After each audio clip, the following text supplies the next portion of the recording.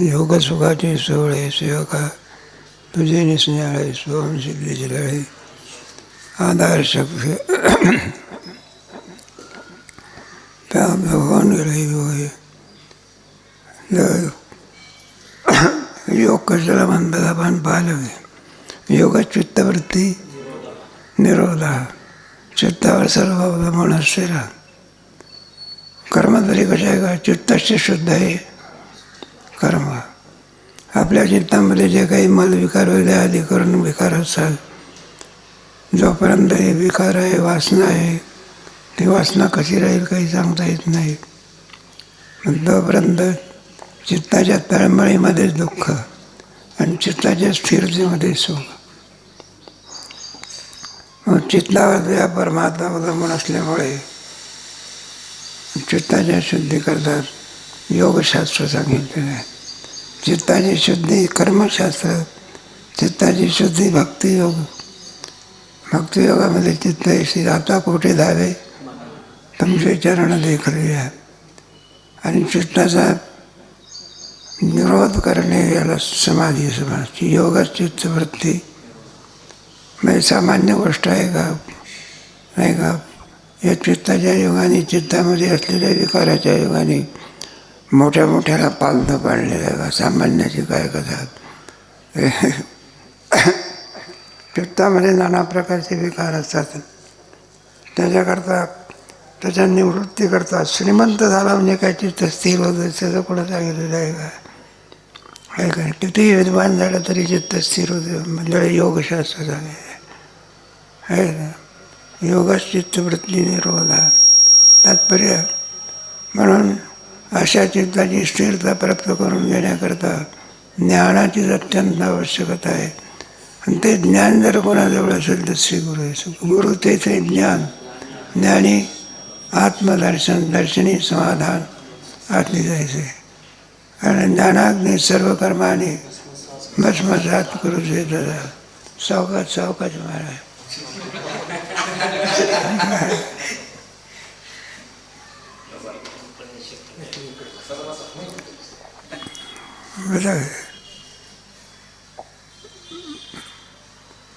चित्तमेव हि संसारात तत्प्रयत्नेन शोधये यच्चित्तस्तन्मयो मर्तु गुह्यमोत सनातन. सगळा परमार्थ जर कशा करता आहे शरीराकरता परमार्थ नाही चित्ताकरता. भक्ती कोणाकरता आहे चित्ताकरता आहे. शरीर हे प्रारब्धाधीन असतं आणि पुढच्या अवस्था प्राप्त करून घेणे प्रयत्नाधीन आहे. केवळ प्रयत्नाधीन नाही गुरुचं कृपा असावी लागते. प्रयत्नानेच माणसाला सर्व मिळते असं थोडं. झाड तयार करेल आंब्याचं पण त्याला मोहर येणं माळ्याच्या हातात आहे का असं आहे ना. काय काय असं आहे का ते काय त्याला वसंत कारण हा तोपर्यंत आता वसंत तरी काय करेल तुम्ही तयारी करून नाही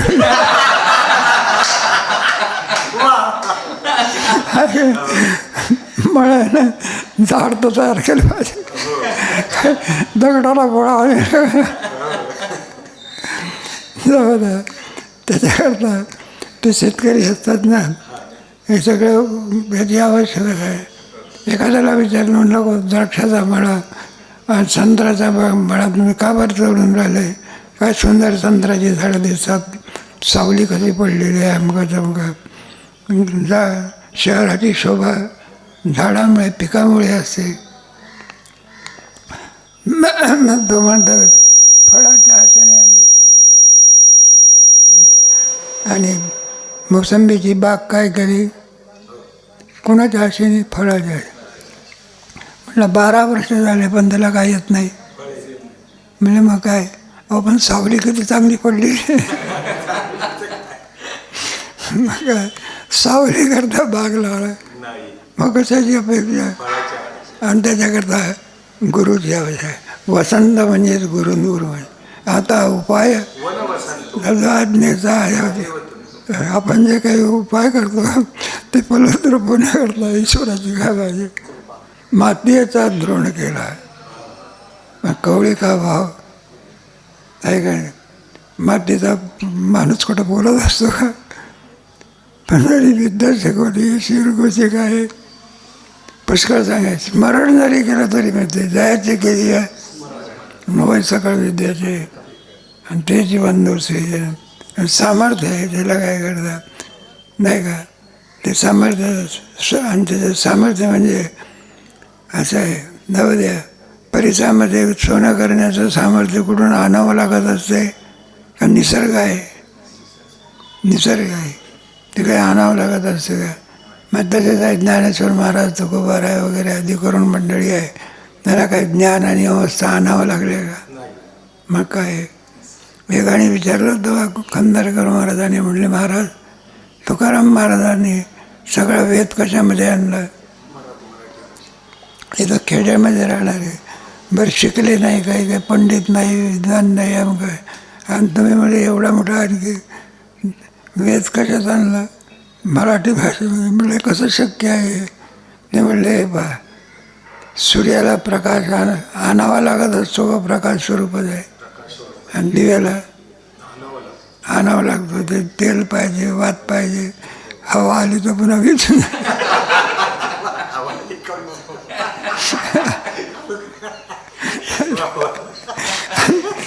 जास्त झालं ते अंधार ते मळत होतं काळं काळं करत होतं. तसं तुम्हाला आम्हाला शिकावं लागलं. ते व्याकरण शिका अमकं शिका जमकं शिका. त्याच्यात सुद्धा मंदबुद्धीवाल्याला सांगून काय होईल. ते मारुती बाबा एका विद्यार्थ्याला सांगायचे किंबहुना म्हणजे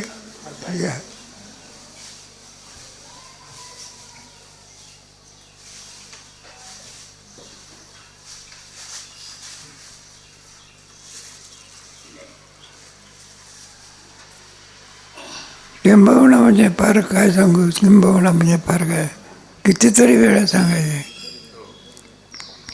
तरी बुवा त्याला विचारायचे किंबहुना म्हणजे काय. काही नाही पालत्या खाकरीवर. मग ते विद्यार्थी म्हणायला लागले म्हणलं गुरुजी तुम्ही आमचा वेळ कशाला घालवता. त्याला येत नाही असं नाही तसं नाही. माझा इतके वेळ सांगून सुद्धा कोणती बुद्धी म्हणते बुद्धी. त्या बुद्धीचे आपण काही प्रकार करतो. ऐकल्याबरोबर पाठ होते. काय कापुराच्या वाती उजळल्या असं आहे. मग असं कापराला लावायला अग्नी लावायला कुठं काय वेळ लागत असतो का. आणि एखादी गोवरी असली तिला जर पेटवायची असेल तर फुगा मारावा लागला. नंबर 2चा बरं का. आणि शेण असतं ते किती जरी प्रयत्न केला पेटवायला गेले तर काडीच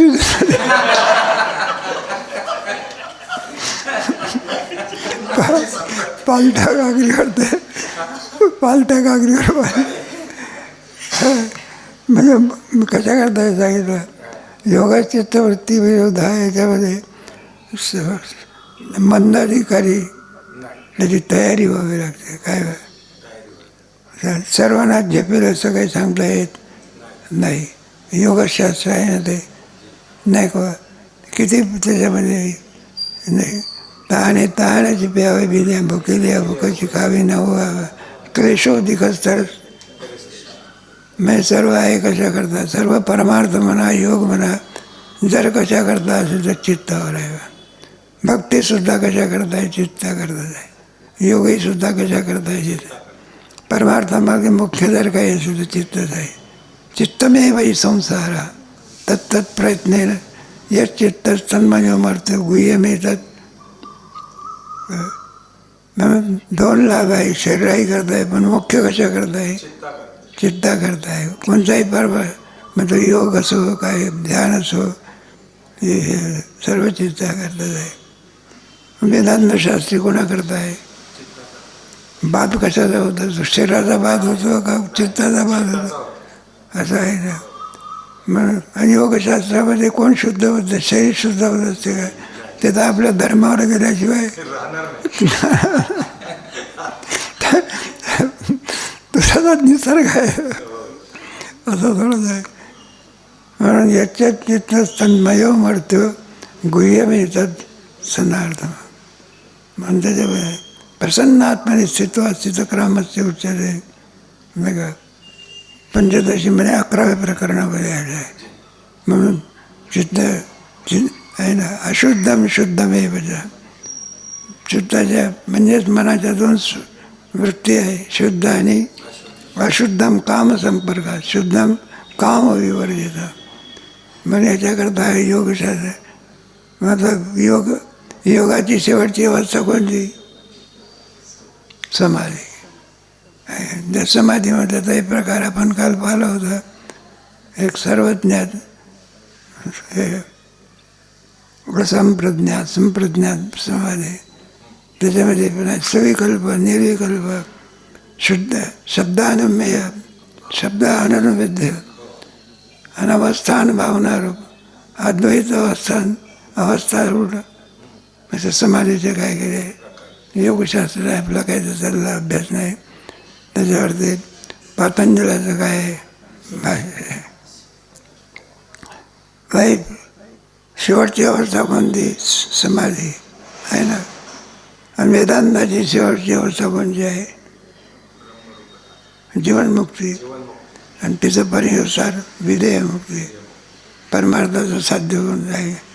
जीवनमुक्ती होती जीवनमुक्त हेळा मात्र असं म्हटलं आहे. परमार्थ फलद्रूप कुठे होत असतो? एषा ब्राह्म्य स्थिती पार्थ नाही नाम प्राप्य विमयती स्थित्वास्यामंतकाले बी ब्रह्मनिर्वाण मिळच्छती.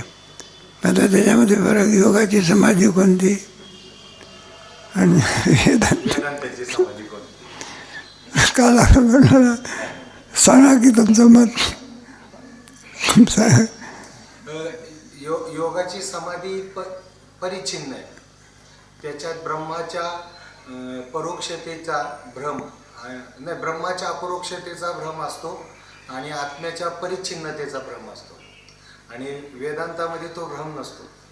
ब्रह्माचा अपरोक्ष असतं आणि आत्मस्वरूपाचं व्यापक पण झालेलं असतं. दाबल्याच्यामध्ये काय केलेलं आहे? अवस्थांतर असं दाखवलेलं आहे. म्हणून जीवाची पहिली अवस्था कोणती असते? अज्ञान असते. एक एक एक एक अवस्थेचं काय केलं आहे? जागृती, स्वप्न, सुषुप्ती. जागृतीमध्ये काय असते? ईश्वरसृष्ट पदार्थाचे व्यवहार होतो, त्याला जागृती म्हणायला. मनात कल्पित पदार्थाचे व्यवहार होतो, त्याला स्वप्न म्हणाय. आणि त्या वृत्तीचा अज्ञानामध्ये लय होणे, त्याला काय म्हण? सुषुप्तीमध्ये सर्वाचा वृत्ती अज्ञानात काय झाले. समाधीचा असा विचार केला म्हणजे वृत्तीवरच अवलंबून येणार. मग अज्ञानात लीन झाली तर दुसरं काय राहणार? मग त्याला ब्रह्मानंद असं म्हणतं. तरी पण तो आवृत्त आहे काय? भारत म्हणजे जीवनमुक्ती अवस्थेमध्ये नाही, योग समाधीमध्ये का अनावृत्त आहे?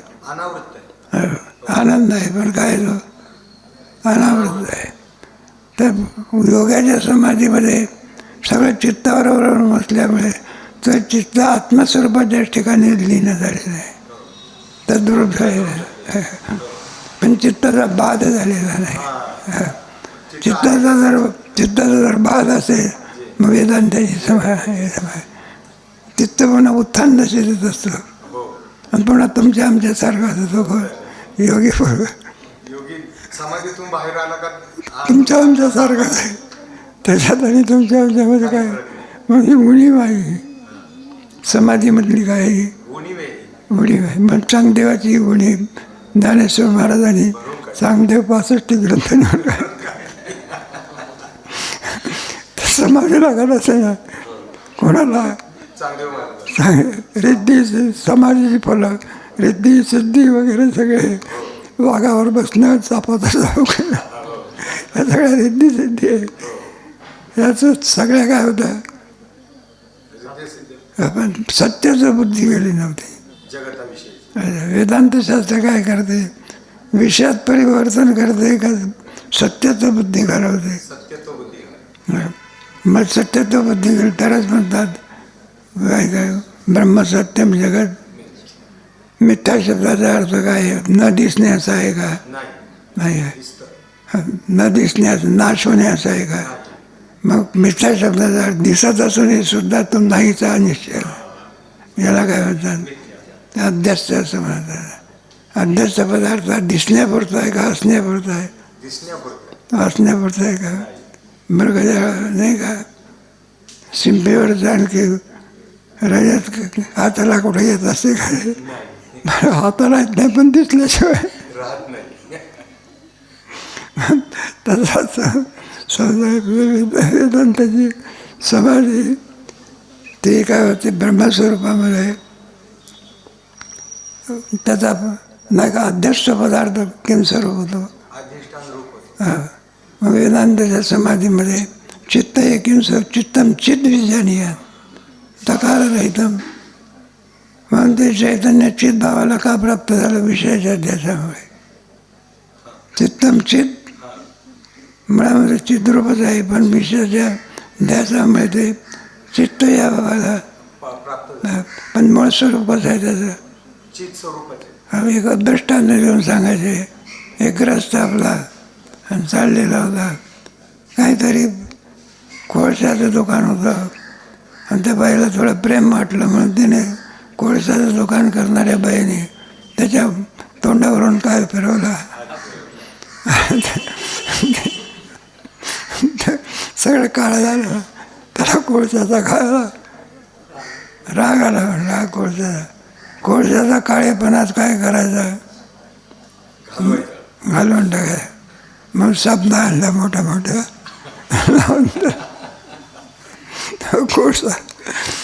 बरं का काळेपणा तर सोडायचा नाही पण अधिक झाल्याशिवाय काळापणा तर गेलाच नाही. सोडत नव्हता अधिक काळा होता. चकाकत होता. एक रस्ता चालला होता. त्याने विचारलं म्हणलं का काय चाललेलं आहे? नाही म्हणलं कोळसाला पांढरा करलो की. म्हणलं उपाय कोणता आहे? बरं मग चुकलं म्हटलं तुम्हाला. किती घासलं तरी काळसा काळपणा टाकणार नाही. म्हणलं तर एकच उपाय आहे. कसं आहे? मूळ जिथून आला तिथून. म्हणलं बा कोलते पेटवले शेगडी आणली आणि त्याच्यात कोलते कसे आणि तुमचा कोळसा काय करा म्हणलं टाका. टाकल्यावर तो लाल भडक झाला. म्हणलं आता काळेपणा कुठे गेला? मूळ स्वरूप कोणतं होतं? अग्नीमुळे तो काळा झालेला. म्हणून मूळ स्वरूपाला काय झालं? तर मूळ स्वरूपाला प्राप्त होते वेदांताची समाधी. आणि अजूनही उणीव राहते ती बोलली उणीव नसते तर चांगले होते भरून काढली नसते. स्वच्छ श्री बटायचं जगलं कोणी दावेला महाग घालायचं बरं काय. आणि हा काही थोडा वाद आहे पण खरं तर असं आहे. चांगदेव महाराजाच्या बाबतीमध्ये नाही मुक्ताबाई गुरु का ज्ञानेश्वर महाराज गुरु कोणाचे? आपल्या ह्याच्यामध्ये ज्ञान कोणतं आहे? ज्ञानेश्वर महाराजांनी सुद्धा तेच ज्ञान दिलं आणि मुक्ताबाईंनी सुद्धा कोणतं दिलं? ज्ञानामध्ये काही साधारामध्ये काही फरक आहे का? देणाऱ्यामध्ये तुम्हाला कोण मुक्ताबाईचा माणूस त्यांना कोणाचा म्हणा ज्ञानेश्वर. ह्याच्यात आमचा काही वाद नाही. वाद आमचं एक मत ज्या साधनाने आणखी मुक्त अवस्था प्राप्त होते आणि तेच साधन मुक्ताबाईने दिलं आणि तेच साधन ज्ञानेश्वर महाराज. म्हणून मुक्ताबाई गुरु का ज्ञानेश्वर महाराज गुरु दोन्ही ज्ञानाच्या बाबतीत दोन्ही काय सारखेच आहे. आपलं चाललं होतं का समाधी म्हणून समाधी योगा चित्तवृत्ती चित्तस्यही प्रसादेन अंतिकर्म शुभाशुभ प्रसन्नात्मनि स्थित्वा सब्रह्मनिर्वाण. ज्या अवस्थेमध्ये न द्वैतम भासते ना अपनिद्रा. समाधीमध्ये काय आहे? न द्वैतम भासते. द्वैत भासते का तिथे? बरं मग निद्रा झोप म्हणा की झोपही म्हणतात. न द्वैतम भासते ना अपनिद्रा स एषा सब्रह्मानंद भगवान अर्जुनम प्रति. मग ही समाधी भगवंतांनी अर्जुनाला काय केली? मग आता काही ठिकाणी जीवनमुक्ती आणि समाधी याच्यामध्ये काय सांगितलं की विदेहमुक्ती जीवमुक्ती. जीवनमुक्ती ही सुद्धा समाधी अवस्था आहे ना. असं आहे सा कुठे आणि देहीच विदेही. त्या याच्या योगाने देहाचा किती विचार पडलेला असतो, विचाराचं पडलेलं आहे. तर तुमच्या भागवतामध्ये देहांच्या निष्परमुत्थितम मा सिद्धोन पश्यती उद्यकमत स्वरूपम यथा वासु परिकृतो मदिरामदानंदा. एखाद्या दारू पिलेल्या माणसाला आपल्या स्वरूपाचा काय पडतो? कुठं काय? दोन चालले आपले दारुडे आणि ते रस्त्याने चालले. एक तो दारुड्या झाला, नागडा झाला आणि पुन्हा लोकातून झाला. लोकातून म्हणजे माणसातून चालली जाते, बाहेरून झाला. मग तो दुसरा करून आला तर म्हणला, अरे काय तुला काय लाज आहे का नाही? तर नागडा कुठून जातो तो? यातून जातो. मग काय कर म्हटलं, हे आमचं कपडे घे की. म्हणून जर त्याचा उपदेश करणार होता त्यांनी आपलं धोतर सोडलं आणि त्याला पकडलं.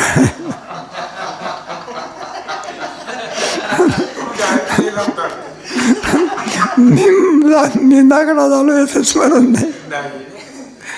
धोतर बांधून दिलं तरी सुद्धा मी वाचव येता परीक होतो मदिरामदानला. मग तशी कोणाची आहे जीवनमुक्त अवस्था जी तो कशाला देहावर येत असतो. देहाशी काही संबंध राहिलेला, देहाचं काय सुटलं? तादात्म्य सुटलं ना. मग तादात्म्य तो कशावर देहाला येतात? नाथ महाराजांनी भागवतामध्ये गोड दृष्टांत दिलेले आहे. हो का बेटा वया भ्रताराशी मजूर आणि विश्वासी. लग्न झालेलं मुलगी होती, परत तिथं मग सासरी काय करायचं होतं? पाठवायचं. मग पूर्वीचा काळ वाहन म्हणजे कोणतं? घोडं. आणि विश्वासू काय करायचं आहे काय? मग ती बाई काय करते? ज्या याला जाईल, मुक्कामाला जाईल, घोड्याची आणि त्या विश्वासू नोकराची काळजी कोणाला असते? बाईला असते. जेवला की नाही, खाल्ला की नाही, घोड्याला चारा दाणी टाकला की नाही वगैरे. हे कुठपर्यंत? जोपर्यंत पतीची गाठ होत नाही. आणि मग पकडली या पतीशी. एकदा आणखी पतीची गाठ झाल्यानंतर आता सगळी काळजी कोण वाहते? मग ते घोड्याला विचारते का विश्वास? मग कसंच आहे. जोपर्यंत आत्म्या चित्ताला आत्म्याची गाठ होत नाही तोपर्यंत शरीर त्याची आहे. एकदा गाठ झाल्यानंतर शरीराला विचार. नाथ महाराजांचा सिद्धांत आहे, जो दैवयोगी पालकी चढे. बरं का? भिकारी आहे पण नातनीनं काय घातली? माळ घातली.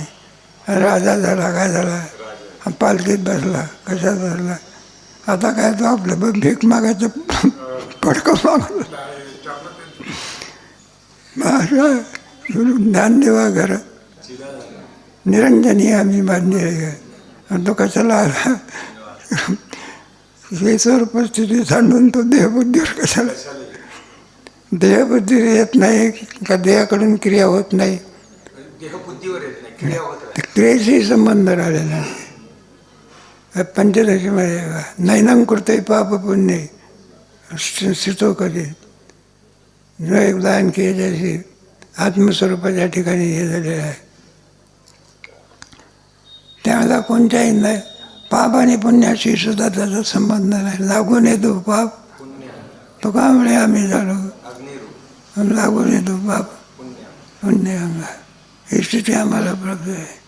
हे सर्व चित्तावर अवलंबून आहे. परमार्थ असो का संसार असो चित्तावर अवलंबून आहे. मग सगळं काय कर्म आहे तरी कशा करतात? चित्ताशी शुद्ध आहे नाही का? उपासना तरी कशा आहे? चित्ताची स्थिरता. आणि वेदांतशास्त्र तरी कशा करतात? चित्ताचा काय करणे. आणि समाधीशास्त्र कसं आहे? चित्त स्वरूपामध्ये काय करणे, लय पाहणे. सगळ्यात चित्तमेव हि संसार आहे. तत्तत् प्रज्ञेनं शोधे जे चित्त तन्मयमर्थम गह्यम येतात. मग श्रीगुरूच्या कृपेने हे सर्व लाभ चित्ताला काय होतात? म्हणतो ज्ञान. योग सुखाचे सोहळे सेवकास स्नेह सोहम सिद्धीचे लळे. पण आणखी त्याला परिच्छिन्न अवस्थेमधून व्यापक अवस्थेमध्ये नेण्याचं आणखी ज्ञानामध्ये समर्थ असल्यामुळे ते ज्ञान कोणापासून मिळत असतं? गुरु तेचं ज्ञान, ज्ञानी आत्मदर्शन दर्शनी समाधान. मग त्याच्यामध्ये बराचसा योगशास्त्रामध्ये आपला काही त्याचा अभ्यास नाही. ज्याचा ते अभ्यास आहे त्याच्यामध्ये बंध असते, काही चक्र असतात, त्याची आवश्यकता असते. ओढियाना बंध मूल आधार शक्तीची अंकी म्हणजे काय करते? कुंडलीच्या मांडी करते. आधार चक्र म्हणून राहिला, मूलाधार चक्र. त्याच्या ठिकाणी या सर्वाच्या कुंडली शक्ती काय होते? ज्ञानेश्वर महाराजांनी जसं बरंचसं ते एकनाथ महाराजांचे शेखरचे वडील सांगायचे. एकनाथ महाराज कुंडलिनीचं जेवढंच वर्णन ज्ञानेश्वर महाराजांनी केलं आहे तर योगशास्त्राचं कुठेच नाही. ती कुंडलिनी कशी आहे, ती कशी जाते, मुळून जाते, ब्रह्मरंगात कशी जाते, इथं अमृताचं तळ आहे. त्याच्यामध्ये जेवत नाही, खात नाही, पीत नाही, तरी तेच जसं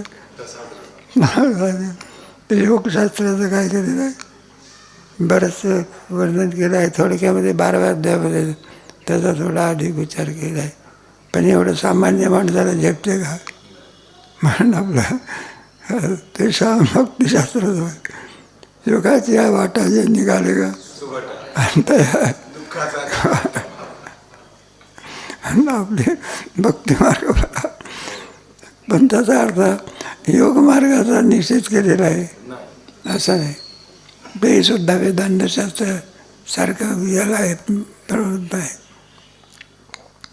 म्हणजे ते श्री गुरुच्या याच्यामध्ये लाभामध्ये सर्व लाभ कसे होतात? आधार शक्तीची अंके वाढविशी आणि हृदयाकाश पालकी परियदेशिनीची.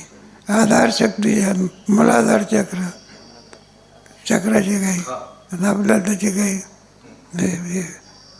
बंद असतात. ओढियाना बंद, जालंधर बंद, त्याच्या शारीरिक सगळ्या क्रिया असतात. त्या जरी वर्णनशास्त्रामध्ये केलं असलं पण त्याच्यातून जर कोणी यज्ञाचारती षष्ठा ज्याला काही माहिती असेल त्यापर्यंत ते आसनं वगैरे हे शिकायला पाहिजे. ते मग आपल्या याच्यामध्ये कमतरता आहे. ऋषिकेशलाही योग निघायचं मला. आणि आपल्या हिंदू धर्मातल्या लोकांपेक्षा सुद्धा परदेशी लोक जास्त त्याच्यात ते योगशास्त्र जसं सांगेल आणि त्याप्रमाणे काय करतात ते वागतात. हे सगळं सोडून देतं, ते सगळं सोडून देतात. गंध लावतात, गंध लावतात योग निघेल. पण योगशास्त्र हे कठीण असल्यामुळे दुरावल्यासारखं झालं आहे. पण त्याची अत्यंत काय आहे पहिला मार्ग ते रामदेवजी बाबा सांगत असतात ना, योगशास्त्राच्यामुळे शरीराला फार उपयोग होतो. डायबिटीससुद्धा नाहीचं करण्याची शक्ती योगशास्त्रात आहे म्हणा. सर्व रोगावर ते कोणत्या कोणत्या याच्यापासून कोणते कोणते रोग जातात. सगळ्या आसनाचे काय केले, सगळ्या आसनं जर पाहिजे असेल तर आपल्या गावाला संस्थेत बोलावलं पाहिजे रामदेवजी बाबा. सगळे आसनं करतात बरं का. चपळचं आणि केवढा मोठा परिवार आहे हरिद्वारला एवढा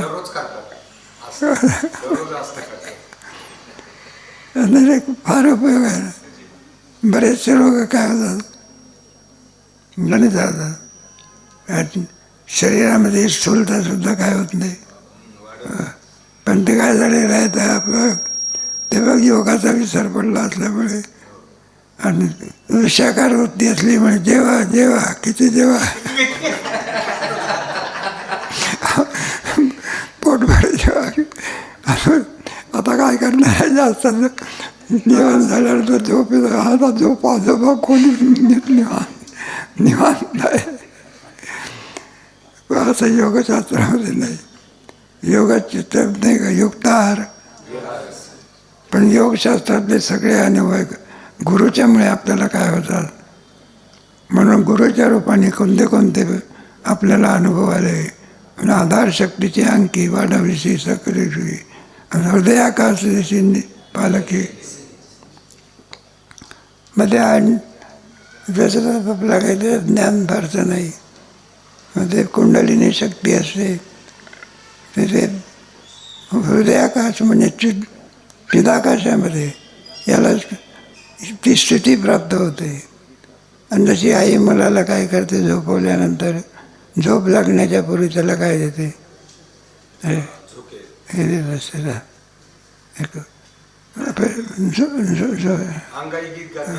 वृंदावनला सुद्धा आहे ना ते गोकुळाष्टमी होते त्याला झुला म्हणतात बघा. त्याच्यामध्ये गोपाल कृष्णाला काय करतात एकीकडे बाया आणि एकीकडे माणसं आणि ते हलव वृंदावनला आहे.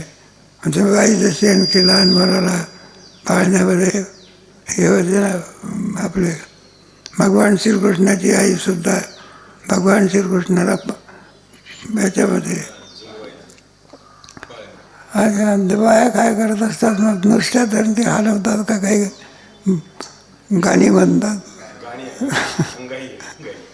अंगाई मग ते रामाचे सगळे सांगतात असं अयोध्येमध्ये राम होऊन गेला आणि त्याचं ते आणि काही नाही असा डाव केला पुढे त्याला जावं लागलं विभीषण मित्र झाला आणि ते भगवान होऊ करतात. म्हटलं तुझेच सांगते रामाचा होता आमचा होता आणि त्याने विभीषण म्हणा मी सर्व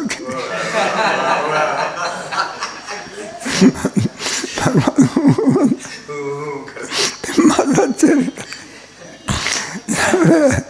दृष्टांत कारण तोच आहे ना राम अवतारामध्ये राहिलेली जी गुणी आहे ती गुणी भरून काढण्याकरता कृष्ण होता. राम अवतारामध्ये गुणी राम अवतारातली गुणी कुठे आहे गोशाळा कुठे आहे गायचं संरक्षण नाही ना काला कुठे आहे काला आहे ती बरं राम अवतारामध्ये आहे सौंगडी कोणचे काय सगळी वानर मंडळी आहे काय जसं सौंगड्यापेक्षा एक एकाहून काला करायला लागेल टोपत्यामध्ये काला नका एका वानराची उडी मारते वर आणि तिथून पालथा टाकून दिला हे सगळे आणि त्याच्यामध्ये काय सगळे 2-3 फिरलेलं आहे. ते खंदारकर महाराज सांगायचं ते लग्नाच्या वेळेला आहे. आता ज्या वेळेला रामाला माळ घालत असेल तर त्यावेळेला त्याच्यात मैत्रिणी असतात आणि त्या मैत्रिणी म्हणतात सीतेने तसं काय पुण्य केलं आहे की जी तिला परमात्मा भरतो आम्ही काय पाप केलं आहे का आम्हाला का भरत नाही असा प्रश्न आहे. मग सांगितलं की हा अवतार राम अवतार एक बाणी हा मर्यादा पुरुषोत्तम आहे पुढचा अवतार म्हणलं सगळं 16 दृष्टांत हे कसं करता झालेलं आहे. कृष्ण परमात्म्याला झोका कुंडली शक्ती झोपल्यानंतर झोका देणे म्हणजे त्या आनंदातच नाही. मूल काय असं आई आनंदामध्ये आणि मुलंही काय असं आनंदामध्ये तो आनंद पर्यशी निरसिनी जे असा त्याला काय करतात म्हणजे या बोधावर तर त्याला नेतात आणि ही अवस्था काय करून देतात प्राप्त करून देतात. नुसतं सांगतात की प्राप्त करून देतात. अर्जुनाला भगवंताने केवळ वेदांत सांगितलं की ते अवस्थेवर ध्यान नष्ट मतीर्लंबा तत्प्रसादान आहे. म्हणजे अर्जुना तुझा आग्रह केला की नाही मी लढणार नाही मुळीच काय करणार नाही अवस्थेची गोविंद मुक्त तुष्णी भगवान तू किती जरी सांगितलं तरी मी युद्ध करणार नाही अशा निश्चयावरती अर्जुन होता. आणि या निश्चयावर ताडकन उठला आणि युद्धाकरता काय झाला म्हणलं जरा भीष्माला मारिल्यास काय म्हटलं तू जर त्या भागाला गेला तुला अखंडानंद स्वामी म्हणाले तू जर म्हटलं तुझ्यावर टाक तर तुझ्यावर पण बाण टाकतो.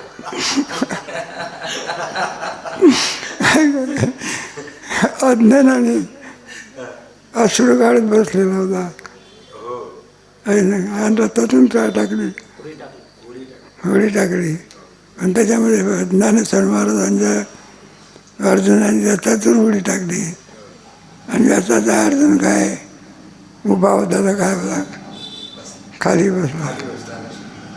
यावरून काय सिद्ध होते व्यासापेक्षा सुद्धा खरोखरच अर्जुन काय उडी टाकली होती. हे ज्ञान कोणाला झालं?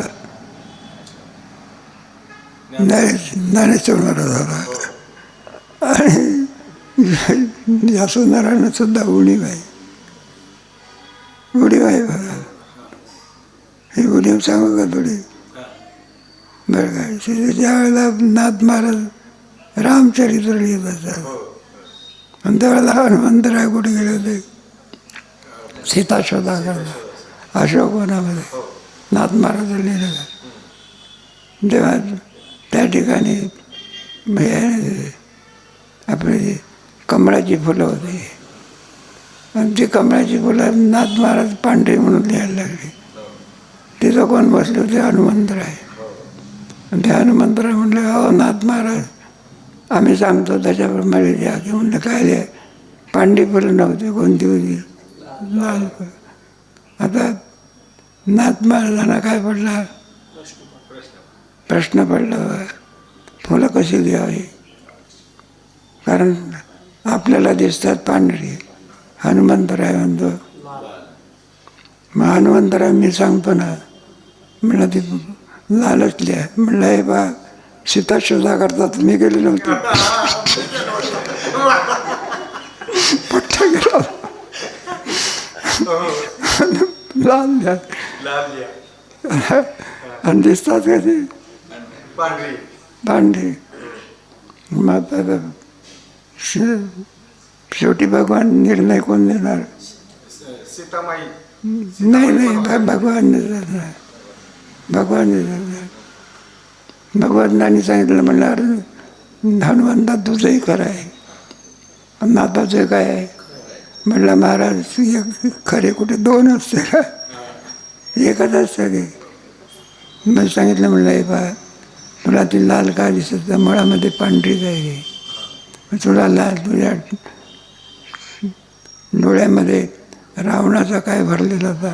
राग. त्याचा परिणाम डोळे काय झाले म्हणून पांढरी पुढे तुला काय दिसत? लाल दिसत आहे. आता म्हणे नाथ महाराज आहे मुळामध्ये फुलं कशी होती? म्हणून ते नाथ महाराज हा म्हणलं असं आहे का?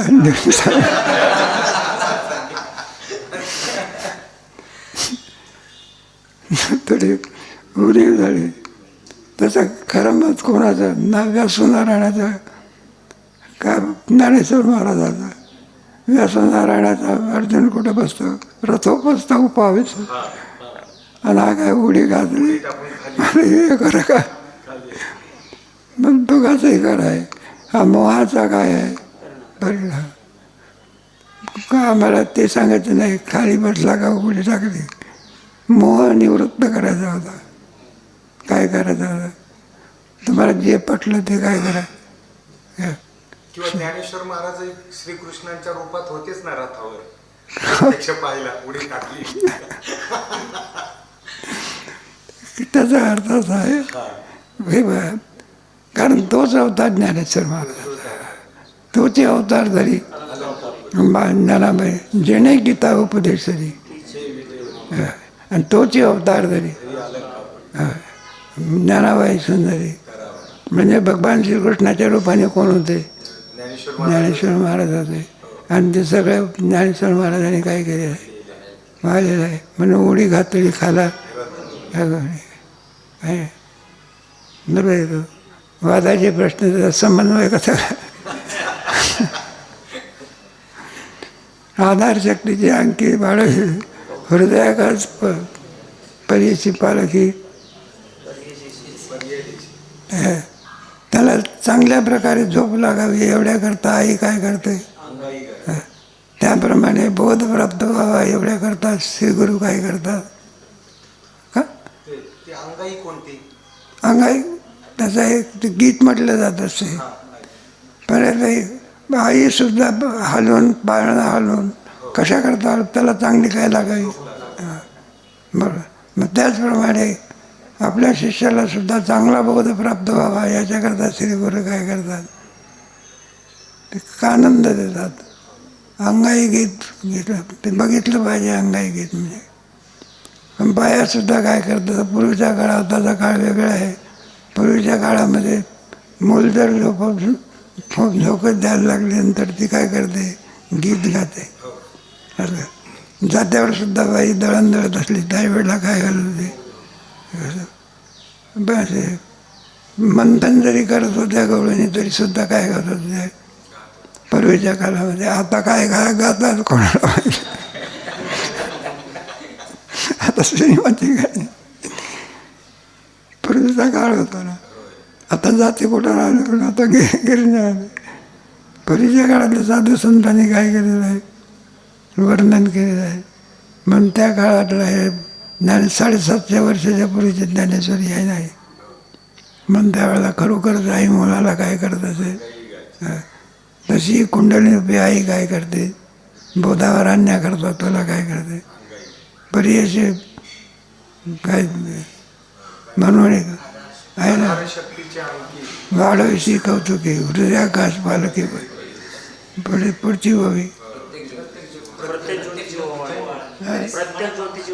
प्रत्येक ज्योतीची ओवाळली करची मनपूर्ण. एक आईचा आणि मुलाचा संबंध असतो. जगतातलं जे प्रेम आहे ते प्रेम जी आईच्या ठिकाणी आहे, त्या प्रेमाला कोणत्याच प्रेमाची आवश्यक उपमा देता येत नाही. लेकुराची चित्तन वाई माऊली. मग त्याच्यामध्ये नाही का प्रत्येक ज्योतीची आपल्या मुलाला ती काय करते, ओवाळणी करते. मूल कसं ओवाळणी करणार आहे, मग आपण नाही का आपल्याला एखादा कोणी हे करायला आला, आरती घेऊन आला म्हणजे आपण काय करत असतो, त्या आरतीला असा हात लावतो आणि तोंडाला हात लावतो. मग ते लहान मूल त्याला काय समजते, असं केलं पाहिजे. मग आईच काय करते, त्या याच्यावरती हे कर आणि मुलाला काय करते ते प्रत्येक ज्योतीची ओवाळणी. अतिप्रेमाचा विषय असल्यामुळे आपल्या याच्यामध्ये आरतीसुद्धा काय आहे, एक विधी सांगितलेला आहे. आरती नावाचा काय त्या विधीमध्ये आरती करत असताना ओवाळतात ना. शेवट कशामध्ये असतो, आरतीमध्ये असतो. ती आरती करत असतात. मग इथे आता काही बाह्य आरती वेगळी आणि ज्ञानाच्या अंगाने प्रेमाच्या अंगाने होणारी आरती आहे प्रत्येक ज्योतीची. मी तो दिवा कोणता घ्यायचा, आत्मा तो किम स्वरूप आहे, प्रकाश स्वरूप आहे नाही का. आपण काय न पेटलेल्या आरतीनं असं ओवाळत असतो का. मग आपण म्हणतो अरे ओवाळायचं आहे अगोदर आगपेटीने ते वात काय कर आणि ते लावले म्हणजे आपण ओवाळतो नाही का. आरती ज्ञान राजा महाकैवल्यतेच्या सेवेची साधू संत असा एक विधी आहे आरती करण्याचा. मग कोणाची आरती काही होत असते का. कोणीतरी आपला सैनिक मनुष्य आला आणि घरी आल्यानंतर मंडळीला म्हणायला लागला, म्हणलं आहे बा आरती घेऊन ये की.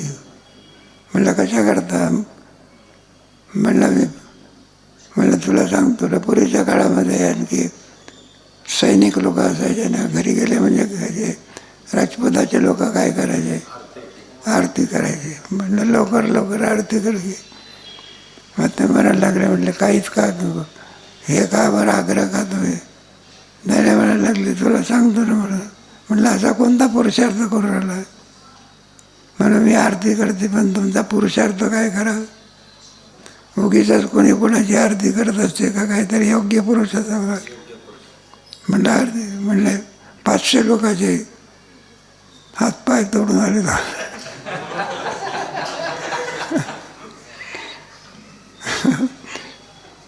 त्याने विचारलं हातपायच का तोडले बरं, शिरा का तोडले रे. म्हणलं ते अगोदर तोडून दिले, मुळीच आरती करणार नाही. आरती करण्याच्या लायक उगीच कोणी कोणाची आरती करत असते. आरती ज्ञान राजा महाकैवल्य नाही का नाही. आरती तुकाराम स्वामी सद्गुरू सच्चिदानंद मूर्ती पाहिजे का मग त्यांची आरती होत असते.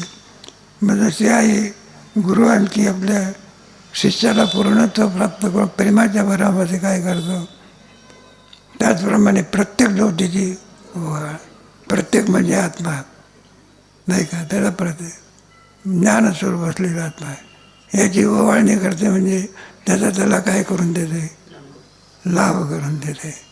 सामान्य दिव्यानेच ओवाळते आणि कोणते पारमार्थी काही आहे. मग याची ओवाळणी कशी राहणार प्रत्येक ज्योतीची. सगळ्यामध्ये आणखी ज्याचा परमार्थामध्ये अधिक साह्य आहे आपल्याला, मनाचं साह्य असं लागते. आत्मसुखाची बाळलेणी आणि करते मन पवनाची खेळे. बाळलेणी कोणची, आत्मसुख. जशी आई आणखी त्या मुलाला नाना प्रकारचे अलंकार घालून स्वतःचा आनंद काय करते नाही का. मुलाला काय आनंद आहे त्याच्यामध्ये, दिंडल्या घातल्या किंवा टाकल्या टिवल्या, मुलाला आनंद आहे का त्याच्याद्वारा आईला आनंद आहे.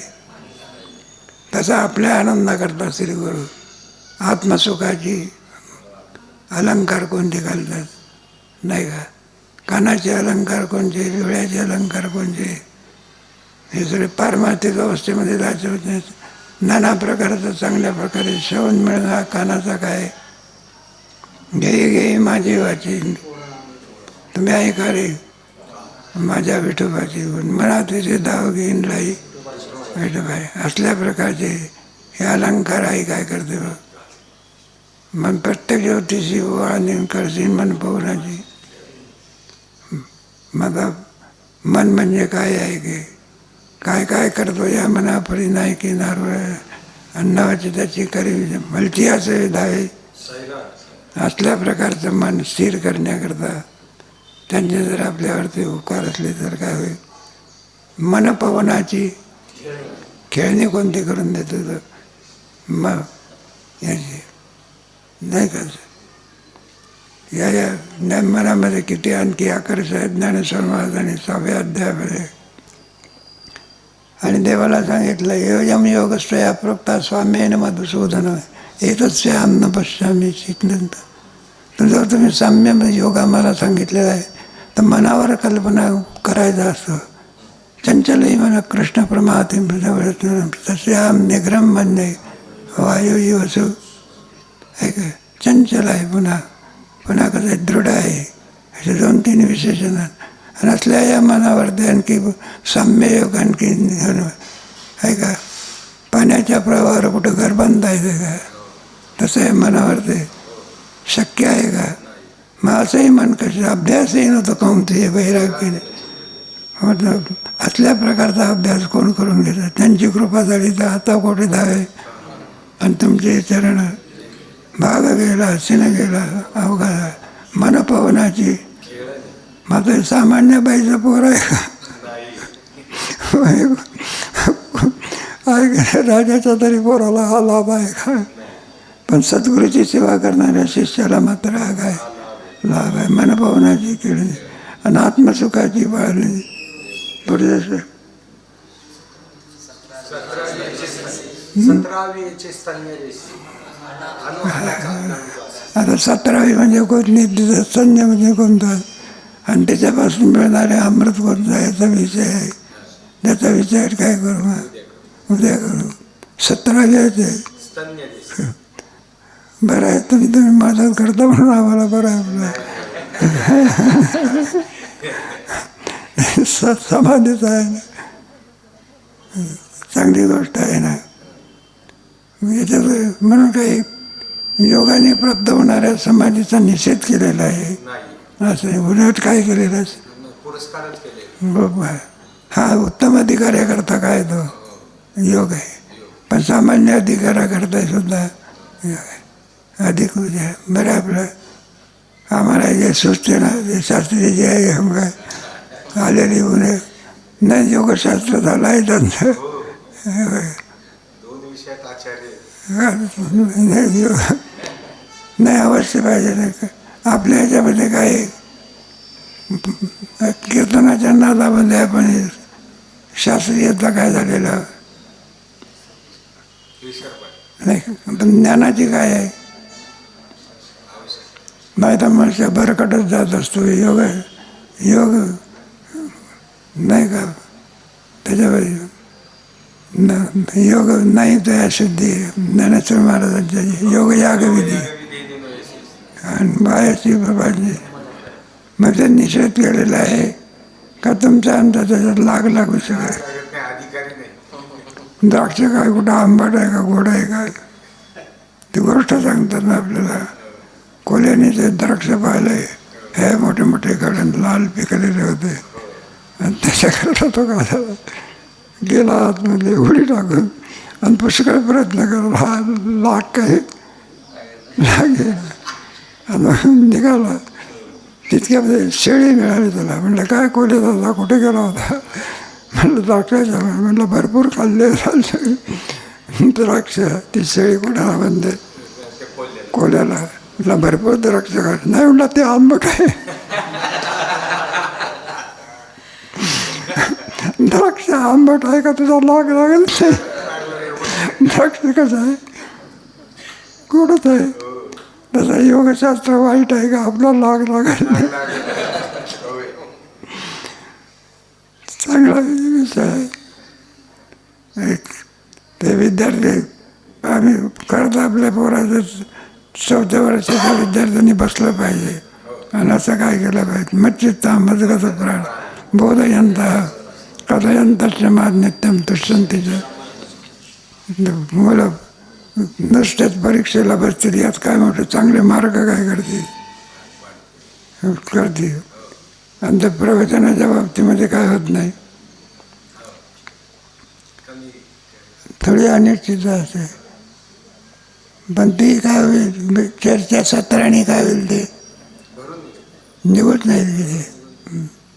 चांगलं आहे. 12व्या अध्यायामध्ये मामासाहेबांनी चांगलं विवरण केलेलं आहे. खूप अधिक खोलून काय केलेले आहे ते काय करायचे.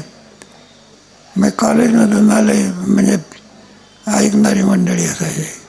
मग थोडे फ्रेश व्हायचे आणि पुढे ज्ञानेश्वरी काय करायचे आणि तेच अध्याय काय केलेले आहे. पहिला अध्याय दुसरा अध्याय दुसऱ्याचे अध्यायाचे 2 भाग 3रा अध्याय 4था अध्याय 5वा अध्याय 6व्या अध्यायावर नाही माझा 7व्या अध्यायावर आहे. 12व्यामध्ये 9व्याचे 2 भाग आहे. सखोल माहिती आहे त्याच्यामध्ये.